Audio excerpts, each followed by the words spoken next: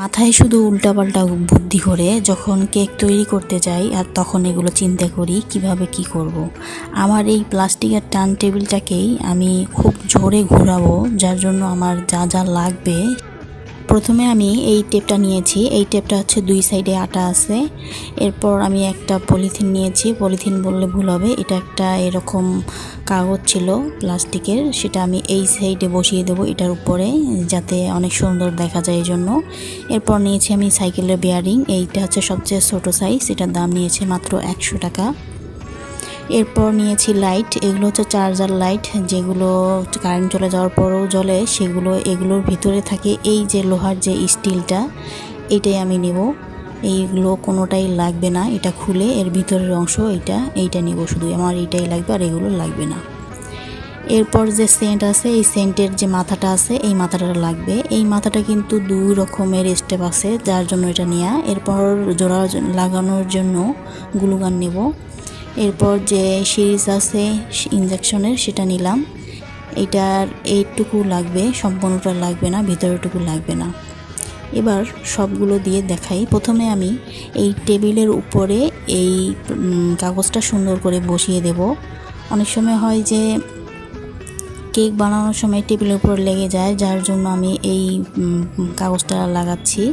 এর নিচে যে জয়েন্টটা ছিল সেই জয়েন্টটায় আমি 2 সাইডে যে আঠা লাগানো যায় যে টেপটা, ওই টেপটা দিয়ে আগেই লাগিয়ে নিয়েছিলাম যাতে জয়েন্টটা খুলে না যায়। এরপর সুন্দর করে রাউন্ড করে বসিয়ে ভিতরে কসটেপ দিয়ে এবং সাইডে প্রত্যেকটা সাইডেই চিকন চিকন করে কসটেপ লাগিয়ে এটা একদম সুন্দর টার্ন টেবিলের মাথাটা করে দিয়েছি।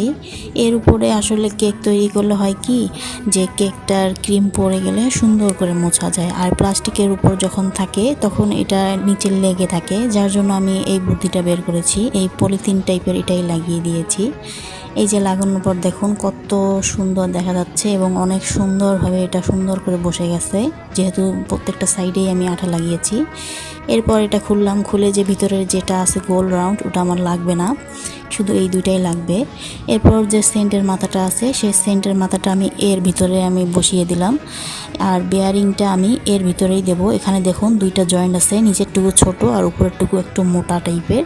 তো মোটা টাইপের ভিতরে যদি আমি এই বেয়ারিংটা বসিয়ে দিই তাহলে দেখুন খুব সুন্দরভাবে ভিতরে ঢুকে যাবে এবং একদম নিচ পর্যন্ত যাবে না, শুধু অর্ধেকটুকু যাবে। আমিও এতটুকু পর্যন্তই ভিতরে দিয়ে দিলাম। এরপর এটা নিচ পর্যন্ত একদম ডাবিয়ে বসিয়ে দিলাম। এই যে এরকম করে একটু চাপ দিলেই নিচে বসে যায়। আমি এটা আসলে সাইজ মতো বের করে নিয়েছি, কোন সেন্টের মাথাটা সুন্দর করে লাগিয়ে যায়, যার জন্য আমি এটাই নিয়েছি এই সেন্টের। এরপর যে সিরিজটা আছে এটার মাথা এতটুকু কেটে ফেলে দেব এবং এর ভিতরে এভাবে ঢুকিয়ে এইভাবে যে রাউন্ড হয়ে ঘুরতে থাকবে। তখন এই যে এতটুকু 3 নাম্বার পর্যন্ত যেখানে দাগ আছে এখান থেকে এটা কেটে ফেলবো এবং এর নিচে যে মাথায় যে 2টো ফুটো আছে এই ফুটো দুটোই আমি 2টা পিন লাগাই নেব, নাট সহকারে পিন লাগাই দেব।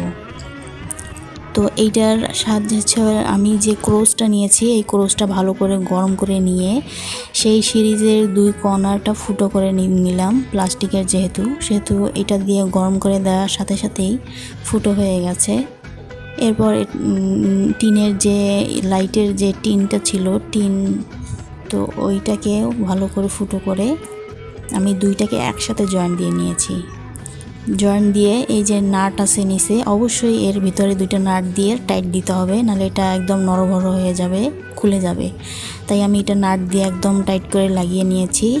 আর এটা এই সাইডে এভাবে বসিয়ে দেব, যার জন্য গ্লুগান দিয়ে আমি ওই টিনের ভিতরটা একদম কভার করে দিয়েছিলাম। এই যে গ্লুগান দিয়ে আমি এর ভিতরটা কভার করে দিয়ে আমি ঠিক এরটাও গ্লুগান দিয়ে এটা দিয়ে বসিয়ে দেব, তাহলে একদম নড়াচড়া করবে না। এই যে শক্ত হয়ে গেল, একদম শক্ত হয়ে গেছে এবং ভিতরে পর্যন্ত বসে গেছে।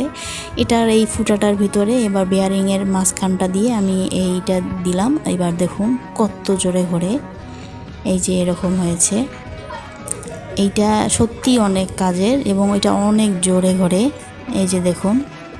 আর হাইটটাও খুব কম ছিল। এই যে দেখুন একবার ঘোরালে কতক্ষণ ঘুরতে থাকে। এটা যত দেরি হবে বেয়ারিংয়ের ভিতরে গ্রিসগুলো তত একটু কয়েকদিন পরে আরও বেশি করে ঘুরবে। প্রথম অবস্থা একটু কম ঘোরে, পরের অবস্থা অনেক জোরে এবং বেশি বেশি ঘুরবে। তো ধন্যবাদ সবাইকে, আমার ভিডিওটি ভালো লাগলে পাশে থাকবেন।